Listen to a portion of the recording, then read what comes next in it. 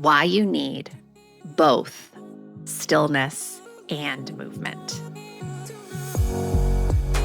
Welcome to your daily hit of grace and grit, your quick dose of inspiration to kickstart your day.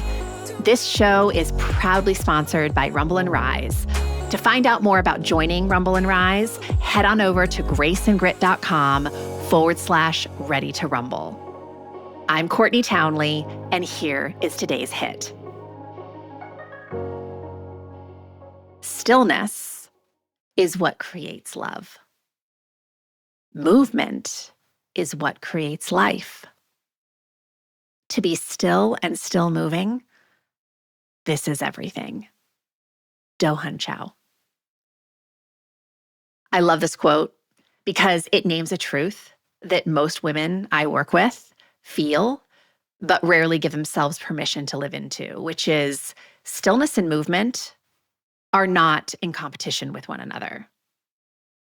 Stillness and movement are in collaboration with one another. They are dance partners. Our lives work best when we have strong practices of both. But let's be real, stillness is often something many of us avoid, not because we're incapable of it, but because the modern world has conditioned us to fear it. We have been conditioned to equate motion with worth, to believe that full calendars signal success.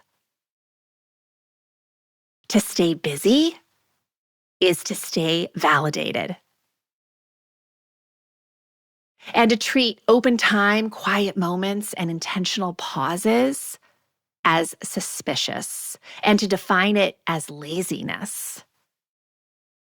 As if space and quiet moments and intentional pauses are where everything falls apart.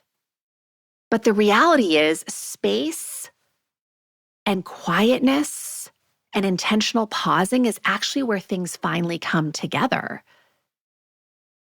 Because it's where clarity surfaces. It's where intuition gets loud enough to hear. It's where your nervous system starts to recalibrate after years of running on fumes.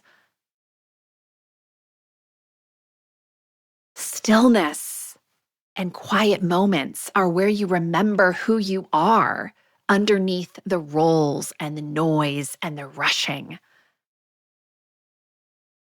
And the nuance that we often miss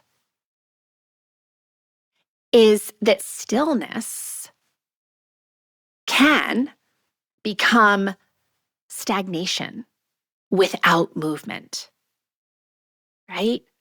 So stillness without movement is where we often sometimes get stuck in our heads, where we start ruminating too much, where we avoid hard things or effort. It's where we can freeze. And conversely, movement without stillness generates a whole lot of burnout.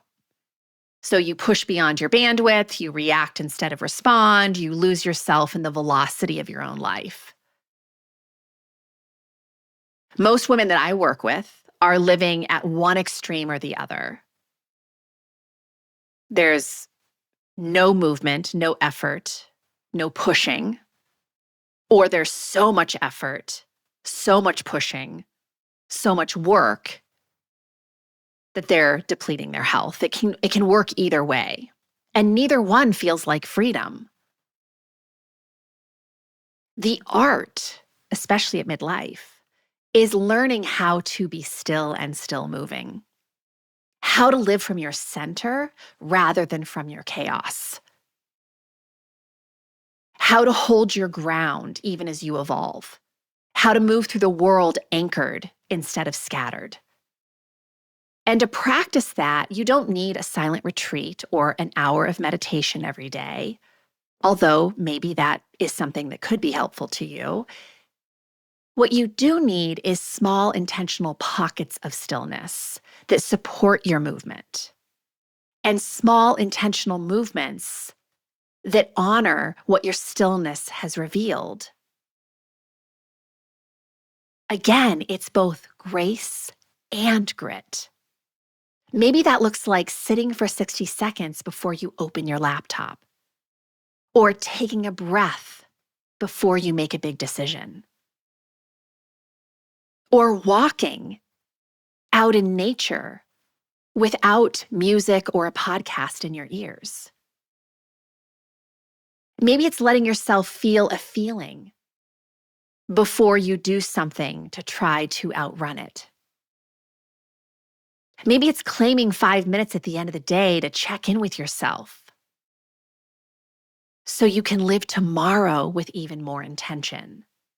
Nothing dramatic, just little pollinations of space and quiet moments and intention. Space, by the way, that you're allowed to have. You simply need to claim it. So today I want to leave you with 2 questions that will reveal exactly what your next step is. Based on where I am right now, today, in this moment, where does my life need a little more stillness? And where does my life need a little more movement? Answer that question honestly, without judgment. Your balance or imbalance will show you what you're craving and what the next action, the next wise action might be for you. The sweet spot, I always say this, isn't choosing one or the other. It's learning how to live in this beautiful partnership between both, to be still and still moving.